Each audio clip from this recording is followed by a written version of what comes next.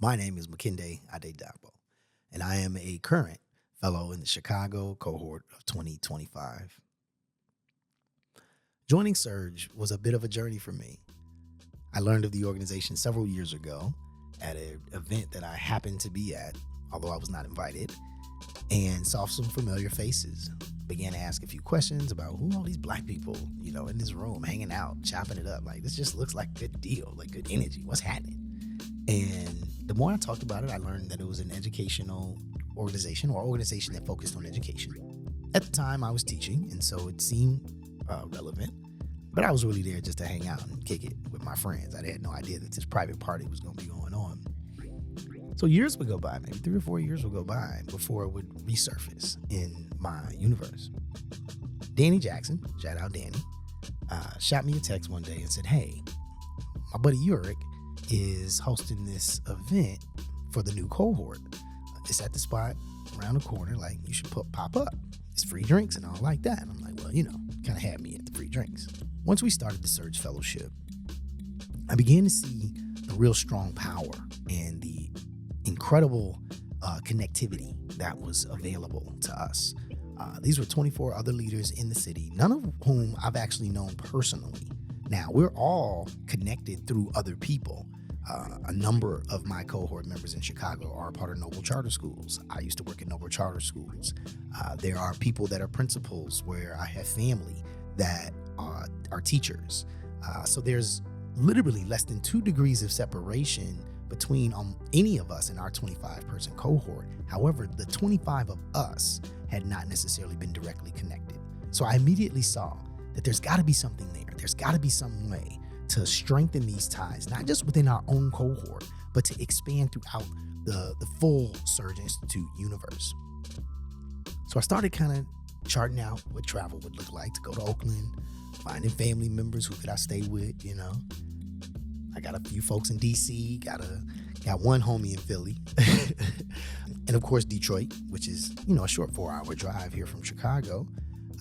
And I started thinking to myself, what would it look like for me to go and visit and meet with current cohorts to discuss the similarities between what their cohort experience is like versus the differences? DC, I believe Philly, Detroit, I believe all of them, Oakland, are all 6-month programs, which means they're kind of squeezed in between. The 6 months is 3 days each month. Whereas here in Chicago, we're a 10-month program. So we're once a month, one Friday a month for 10 months. So there was already that. There was already like this idea that there's a different experience. But second, I really was interested to find out what types of issues are we experiencing across the nation? Where are they similar? Where are they different? What work is being done in Philly that would be easily implemented in Chicago or vice versa? What are ways that we could connect to better support one another nationally? So I started down the brainstorm path and was like, you know what? I'm going to just shoot an email out to Tierra and see what's up. And so I did. I shot Tierra an email. I was like, hey, listen, I got this idea that I'm thinking about. Just wanted to run that by y'all. Like, I don't want to be out here renegade, Surge renegade mafia type style. And Tierra immediately responded like, yo, I really love that idea, but we've been thinking about something similar. She mentioned that the national convening was coming up and that there might be an opportunity to, blend it within some of the programming. Now, for those that don't know, the convening is a every other year kind of program. So it's an every 2-year situation. And if you don't know Tierra, then you got to know that Tierra ain't going to do nothing lightweight. I'm going to just say it like that. So there was already a ton of work that had been done in programming, selecting people, locations, figuring out the proper cadence of education and rest. But Tierra, Jose, and Autumn were really, really gracious, and they said, well, listen, why don't you just submit what you're thinking, and then we'll see if we can work it out. No promises, but just go ahead and submit it. So submitted what I had in mind, and thankfully, it did not take them long to see the vision. So I was selected to present at the convening, which of course made me the very first current fellow, non-alumni, to ever be selected to do so in the history of Surge Institute. I'm gonna just stand on that for a while. I want y'all to know, y'all gonna hear that all the time. I'm not going to be able to turn that off. I feel like I've never been the first of a lot of things. So it's got a nice ring to it. You feel me? Now, once we started discussing how the program would fit with the current programming, we really started to see that like the potential model that I had together was going to be challenging, right? Because you're really trying to make sure that you honor everybody's space to make decisions, to use the time their own way. You don't want to force anybody into one thing when they had an interest in doing another thing. So again, major shout out to Autumn, because she was a super duper thought partner in this process. Like she made sure she met with me. I think we had 2 or 3 different meetings. We crafted, tweaked, turned, right? Like went through as many different ways, but she was very adamant about making sure that she wanted this to fit. So I can't thank you enough, Autumn, for all of your support in that regard. So after Autumn and I went through a couple of different versions, we finally got to the point where we're like, well, listen, let's just let people sign up and let's see what it is, and then we'll go from there. So we put out the form, and it was basically organized over the course of a 2-hour period. There would be 4 30-minute recordings. Each recording would feature 3 alumni, as well as myself as the moderator. And based on who was in that conversation or who signed up, we would try our best to kind of see where the connected initiatives are and where the connection work is, to try and maximize the amount of time that conversation could be used to develop initiatives. Many of us go to conferences, you hear amazing things, you make amazing connections, and then by the time you get home, life re-enters, and a lot of that begins to dissipate little by little, and time goes by and you feel less passionate, or people get more busy, and so many of those ideas kind of tend to die in that space. And so this was a deliberate attempt to make sure that that does not happen.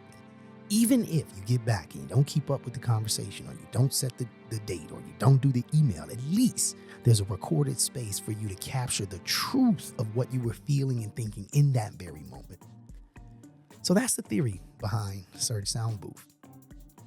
So what you're about to hear are 4 different 30-minute sessions. I'll talk a little bit about how each came to be in the introduction to each. And I can say that while I had some idea of how these were going to go, I really did leave it up to the people that sat down on the microphone. And I can say without question that this opportunity, this experience, not only helped me to double down and understand what's important in this work, but it definitely helped me to see that there really is a connected tissue that we as an organization, that we as alumni, that we as leaders in education have all the things that we need as long as we begin to connect them to one another. So I hope you enjoy. And without further ado, welcome to the Surge Soundbooth.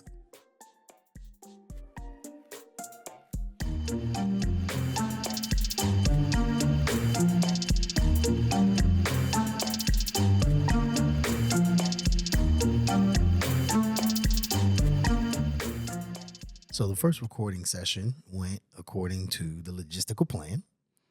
They were the first 3 people to sign up when the Google form went live. And they had all actually also chosen, of the 4 slots, they had all chosen the first slot as their priority number 1. Maritza from Philadelphia 25 introduced her freedom dream of customized toolkits designed to bridge communication gaps throughout the school ecosystem, while Serena of DC 23 spoke on the transformative power of leading with love, reminding us that joy and intentional care are essential parts of our work. Ann-Katherine Kimble of DC 24 shared her journey to a new role, which she accepted live on air at NYC Public Schools, emphasizing the need for funding and programming that look beyond just college and address the full scope of student needs. We end the segment reflecting on the inspiration drawn from Soul Circles, where alumni found courage to leave spaces that no longer serve their purpose and empowered by the collective spirit of Surge. So I don't have like an official introduction or nothing like that. This is just going on vibes. Super brand new. This is, a pilot, right? It's an idea that I have that we come to these conferences and we leave with extraordinary ideas, energies, and partnerships. I don't know how many times today alone I've been like, man, we got to connect. Man, we got some work to do, man. Like, you in the city, we got to do this, right? And I just know for me personally, by the time I get home, those ideas slowly but surely begin to dissipate. Mm-hmm. And even when they don't, even when I'm like, man, I really want to do that, I've actually forgotten the bulk of the conversation, right? So I remember the person and we connect, but now I'm like, I really don't remember what it was that we were talking about doing. And so my hope is that this is an opportunity for us to stop that from happening. I'm going to just start, obviously, let you introduce yourself, name, position. I didn't have one of those icebreaker questions because I didn't want to waste too much time. But if you have something in mind that you just want to get off your chest, by all means, it's a free space. So yeah, we'll start with you. First, thank you. My name is Maritza Guridy. I am from Philly 25 cohort Ubuntu. I am founder and CEO of M. Guridy Consulting. Serena-Monet Lewis. I am from DC 23, The Idealist, and I am the academic dean at Maya Angelou Public Charter School. Okay, so we've got consulting and we've got school leader. Yeah, and I'm a career changer, so it's interesting. Okay, Yeah. okay. So I want to start really quickly. We've had one panel today, and I know there's been some breakout sessions, but one of the things that really stuck out immediately this morning was this concept of future casting and coalition building. And so when I think of that, again, attached to what this concept is for, I want to just ask, what's an initiative that you're working on currently right now that you could use support on, right? Y'all can use support. And then maybe what specific type of support is it that you could use in that initiative currently? Oh my gosh, that was it is part of my freedom dream. I am a consultant, but first and foremost, I'm a parent and an advocate for all of those that are not able to question, express concern, demand, or even speak in a language where they can be understood with regards to their care and responsibility for making sure that their children are educated. So I don't have an issue with speaking with parents across the country because I've done it in 2 languages. Because I am not a certified teacher, although I've been educating many for many years, I do not have the teacher speak down pat. And I am developing a curriculum where I assist them in learning how to speak with families. Because that is one thing from what I've understood to date is not taught in teachers' college. Mm-hmm. A class in communication, several semesters of it. Pedagogy, yes. That content, yes. Classroom management, yes. But being able to have, whether it be a celebratory conversation highlighting a goal that a child achieved, or a hard conversation where the child is in danger of falling behind or some kind of behavioral issue, I've come across many educators, whether they be green or veteran, that find it difficult to communicate with families and caregivers of the children they teach. I love that too, right? Because there's a pressure there, right? Yes. And I think you elevated that, or somebody else elevated it on the panel, that was me. like families are not, but her response to that was like, families are not the enemy, right? Like They're many not. times we kind of approach this like we're not on the same team somehow. Yes. Like we're not both trying to help develop this instead of same working child. collaboratively. Yeah, you have to have as full, a unit. Yeah, Yes. you have to have a full, like how I say, caring for the whole child. It's caring for the whole family. Yes. Like at our that. school, like we are buying groceries, we are helping people get jobs, we're helping some of our students and families get like family care so that we can remove those other barriers so our students can come to school Yes. and feel like they can succeed, right? Like it's not just about coming in the room and being able to understand whatever's being taught to you. If I didn't get my brother to school on time, I'm not sure if when I get home we have somewhere to live. Like they can't function. Like one might even be able to argue that 80% of what you're getting from a student happens outside of your classroom. Absolutely. Right? And we're always in competition with what's happening outside. We What can do happened the night everything before, right. Exactly. What happened the morning of on the way to school, and what's going to happen after school in that evening. Those are all the things that our children, no matter what grade, they think about.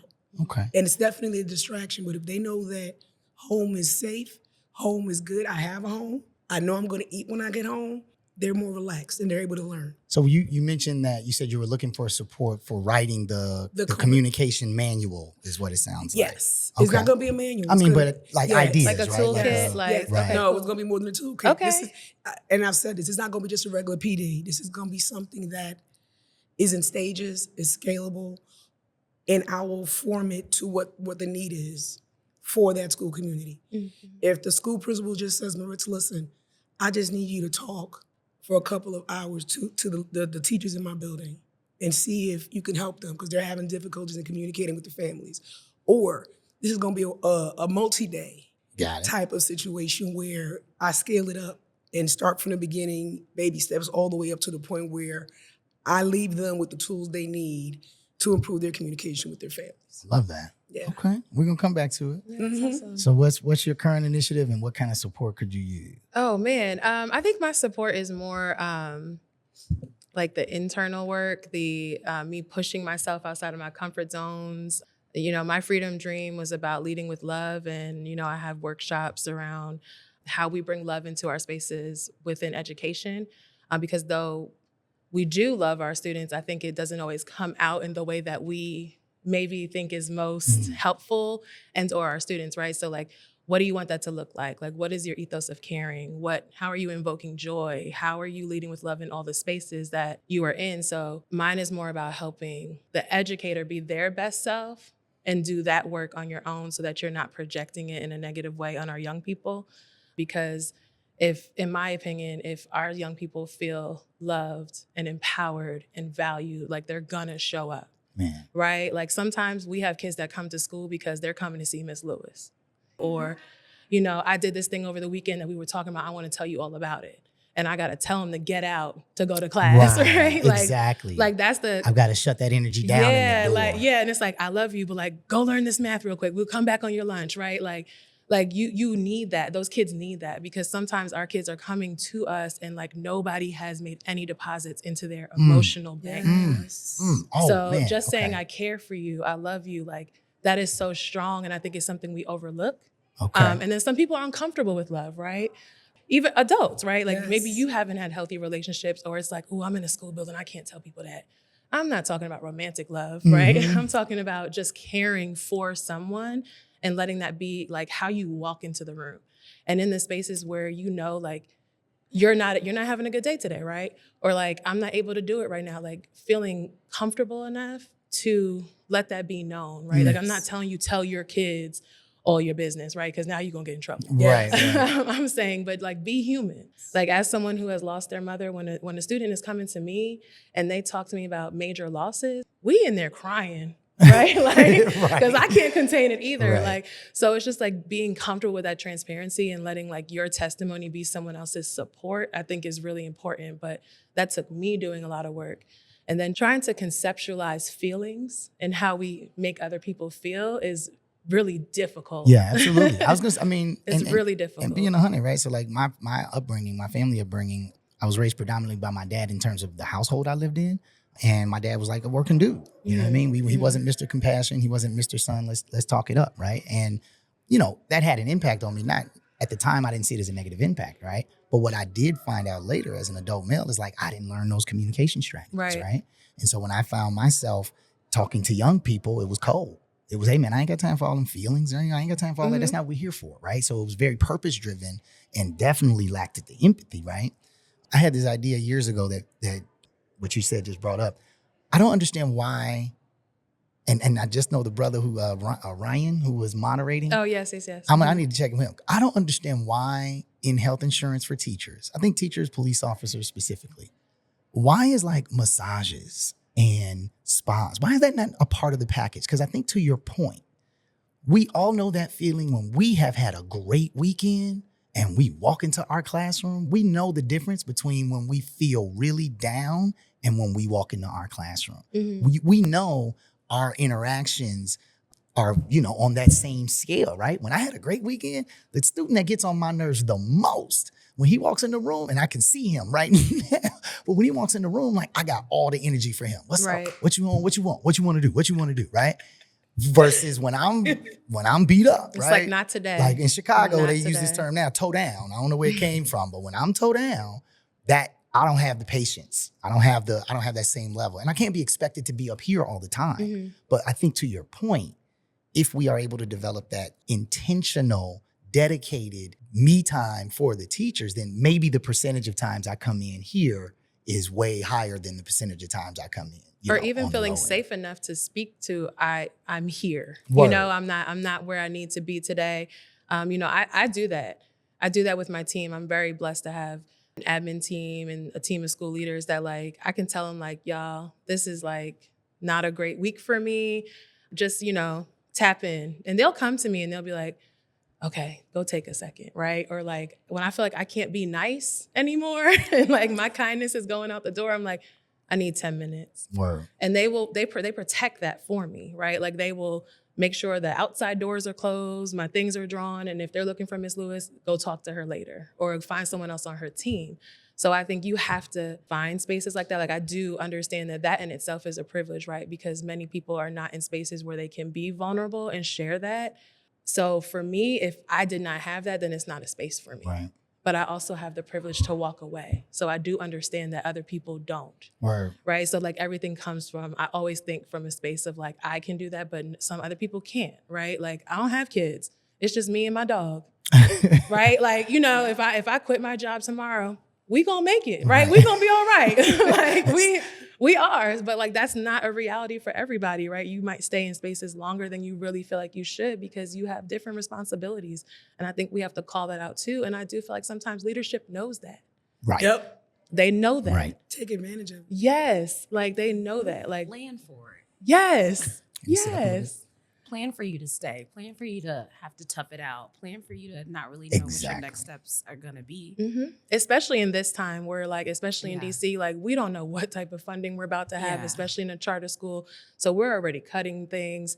Things are frozen. And it's like, you're supposed to be grateful for these crumbs. Right. Mm. And it's like, yeah, but I'm still a human. Right. And I want everybody to keep their job.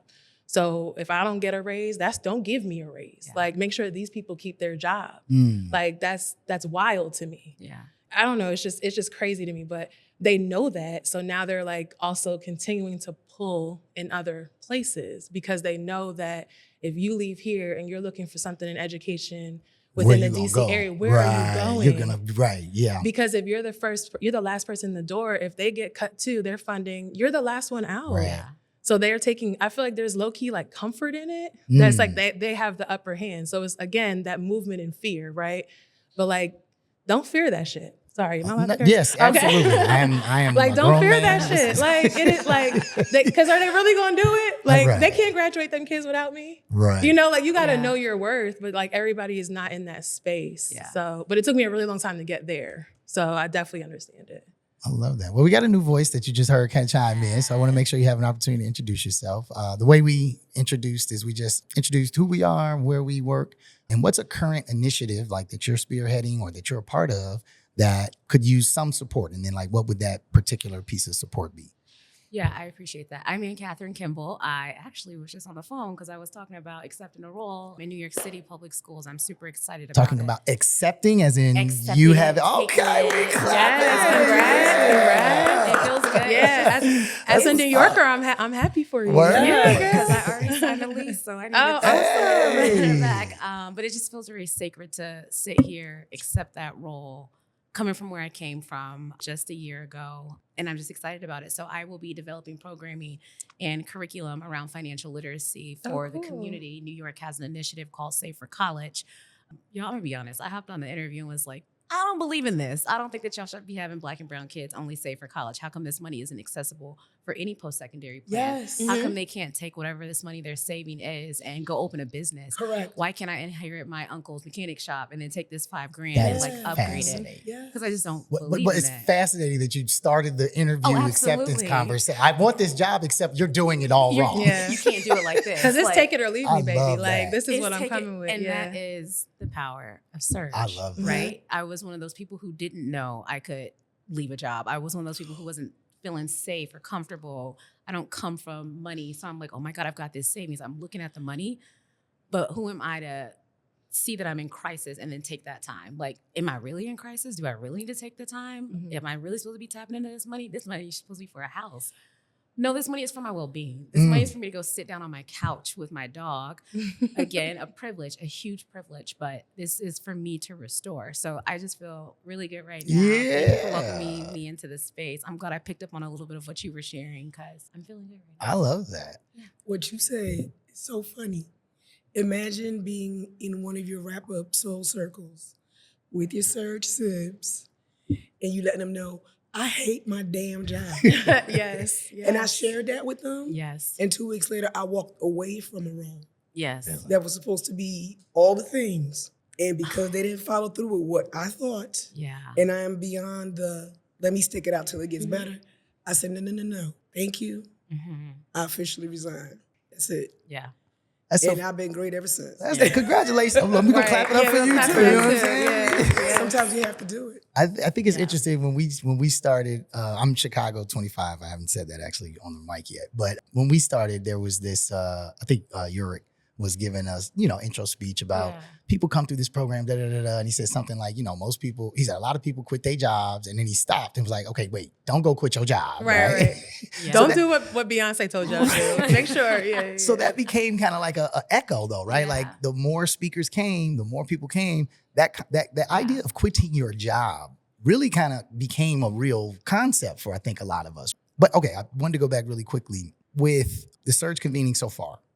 What's the piece that you definitely, and this could be a personal note to you, this could be something to people that didn't make it to the convening, right? Or people that you think should be here, that kind of thing. What's the one thing, though, that you definitely don't want to forget, that you definitely want to record in this moment so that you have access to it when I send you this? And you can sit and think about that for a second, because I know that's a long question. Well, while we're thinking, I'll say I'm DC 24, House of Vanguardia. I didn't shout out my House my of surge. what? Vanguardia. Wow. Did you hear this, Brian? Did you hear their surge name? House of Vanguardia. We couldn't be the Vanguards, so we decided to be the House of the Vanguard.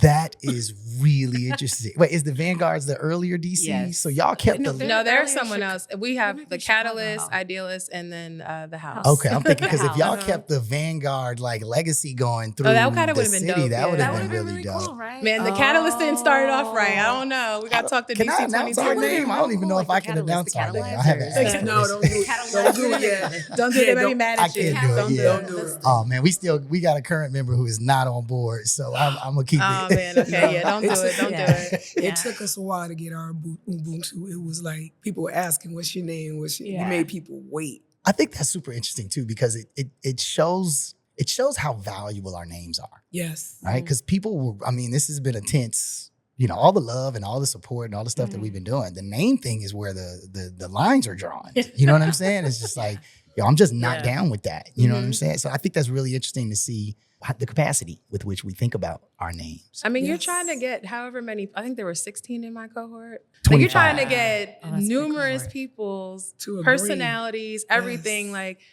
certain things just don't resonate. Like I'm very relaxed, but like until I'm not, right? And like one of the names, I was like, y'all, absolutely not. Like I'm sorry, my name cannot be next to that. Yeah. Right? Like Yeah. I'm so sorry. I had Like, I had a no similar man. thing. There was a part of it, I'm not Christian, right? Like that's just not a part of my, identity. And so there was one name that was very kind of Christian based. And while I have I don't have any anti-Christian No, but it's not. energy, It's not right? authentic to But you. it felt like it would be not me. Yeah, you know what I mean? And so same exact experience, Mhm. right? Yeah. I think that's beautiful because what I'm hearing is that we're all trying to identify for what this very special thing is for us among like 15 other people. So having to double down and be like, yeah, not quite, guys. But Yeah. even feeling comfortable being like, no, we're not going to be called that.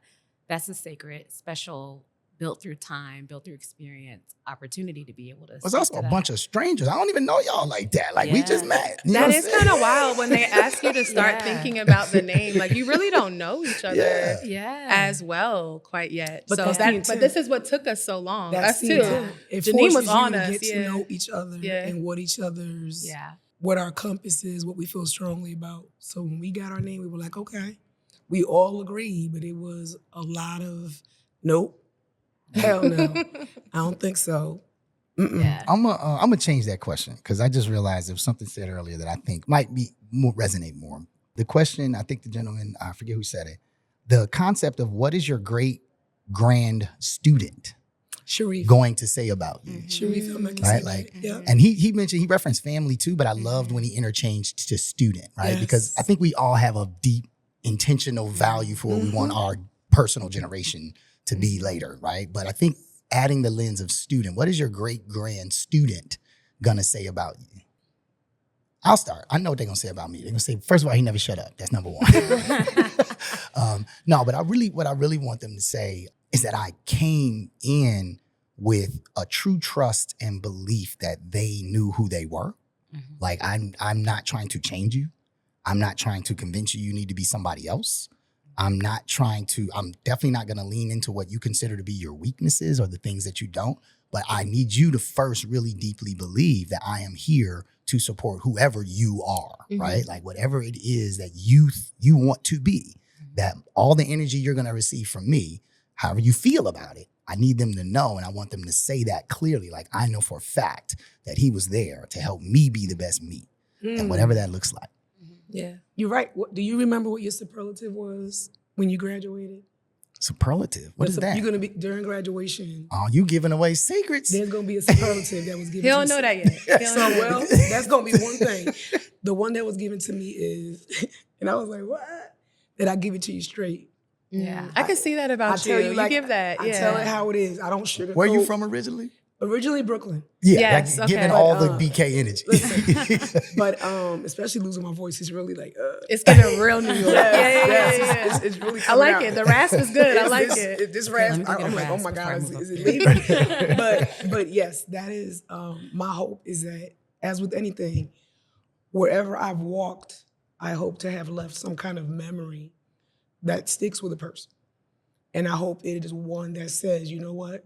She was no nonsense and she did the work. And I'm taking from what I saw and incorporating it into myself and bring that forward. That's all we ever want to do, be able to leave something for someone else to then pick up and carry it on. Yeah, I mean, I think what's really important to me is to pour into people the way that I've been poured into, because I don't think that I've gotten where I'm at by myself. And that wasn't just because I have a really dope ass immediate family, right? Yeah. Like it was other people. It really took community and village. So like my students, like they know that I care about them. They know even when I am tough or they're like, you're being mean today.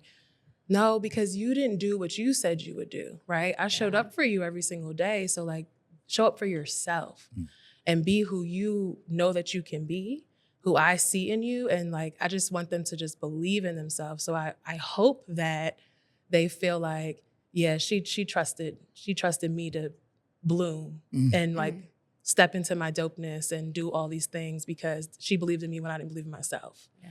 And when I have some students come back, they're like, yeah, I didn't think I could. Like right now we have someone finishing the police cadet. She was like, man, I had such an attitude problem. I was not nice to you. And I was like, girl, I'm kind of scared they're giving you a gun. But make sure they don't steal my car. But, but she's just like, thank you. Like you were tough on me, but I knew you cared. And it's like, I think even with like love, like it's not always warm and fuzzy, right? It's me holding you accountable. It's you holding me accountable.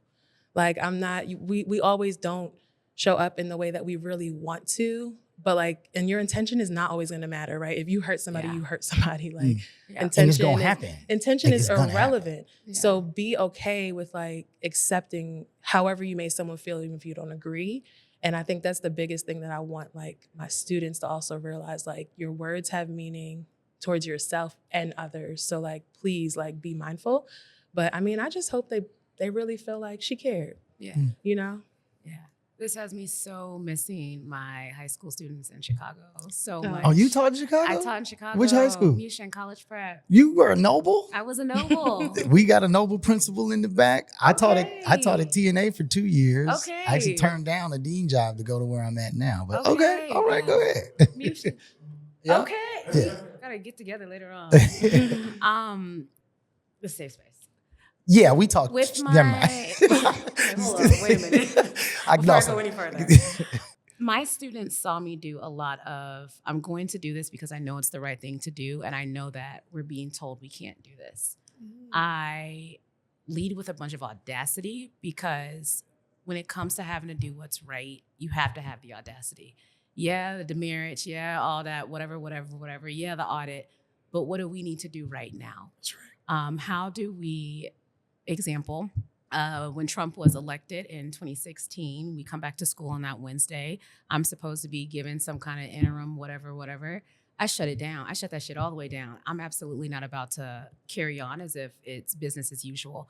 And I took the whole week to do that. I had the dean coming in like, you got to get back. I'm not doing that. These kids are scared. Like they cannot handle more. Like this is like beyond their Maslow's like hierarchy of needs. Like right. They're in shambles. Like put your head down, cry, do what you need to do, draw. What do you need to do in this space?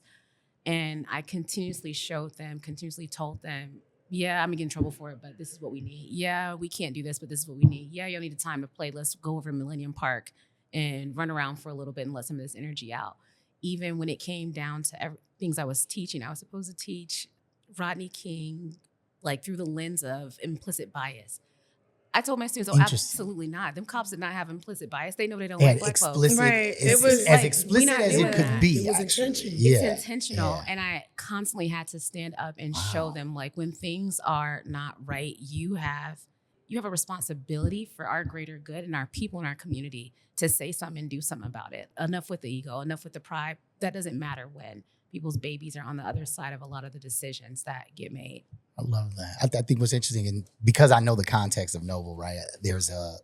We had a brief conversation in one of the earlier sessions, and we only got a couple of minutes, so I don't want to hold your time, but where that was the conversation is like, where's that line between the structure that we know is needed to protect kids from things that they might do or that others might do, right? Yeah. Where's the line between that structure and the actual compassion that you need to actually let them have, right? Yeah. Like, oh, this needs to be more your space than mine.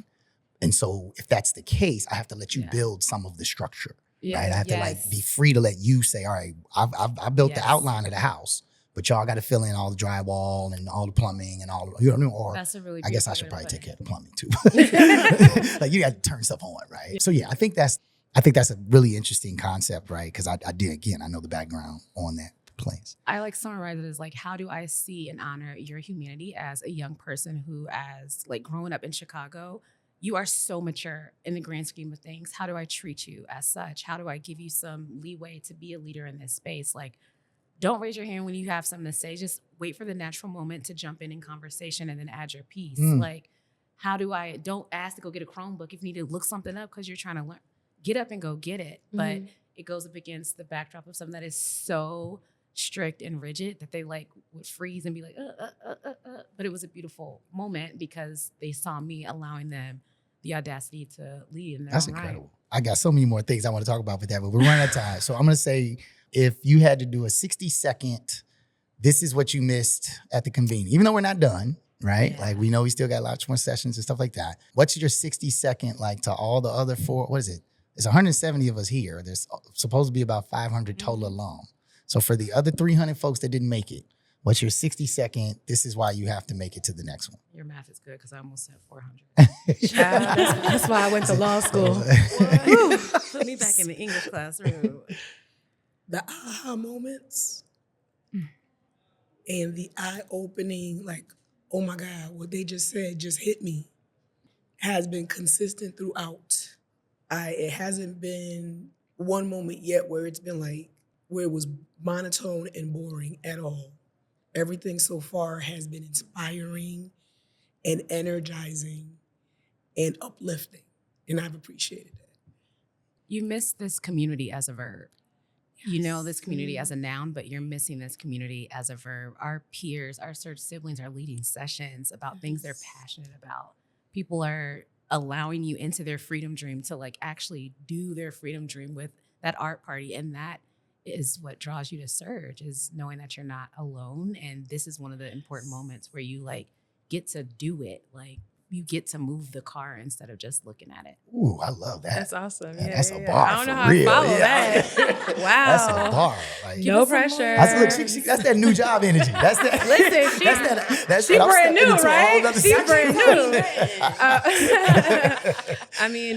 new. I think what I would say is like just the love, the community, the vibes. Like there are very few spaces you can walk into looking like all of us and feel 1000% welcome. Yes. No matter how you show up, no matter how you're feeling, like you're welcomed, you're loved, you're heard, you are valued. Like it is just, this is such a sacred community, and I will like protect it to the end of the days because it is so sacred. But, you know, I just think when you need to replenish, you need to get some joy, whatever you might be going through, like this is that space. And if you can't come to the convening, like hit up your surge siblings. Find a way to convene, Yeah, right? like you don't have to do convene this. on your Right. own. It doesn't even have to be Yeah. the people from your Word. cohort. Exactly. Because everybody is willing. Yep. Everybody is willing to pour into you. Everybody is willing to just give you a hug. Like it doesn't matter. Like I think just that joy and that overflowing of joy is just something that is really what I need right now. And I'm really appreciative of it and super grateful. And that's an excellent transition into mine, which is that like you all just did that for me. You all are the first 3 people that I just put out a random form and was like, all right, if you want to get on these mics, I don't know what we're going to talk about. But if you want to, and you all signed up quickly too. Like the form was only open for like 8 hours. What's up? I got to do it when I see it or else it's not going to happen.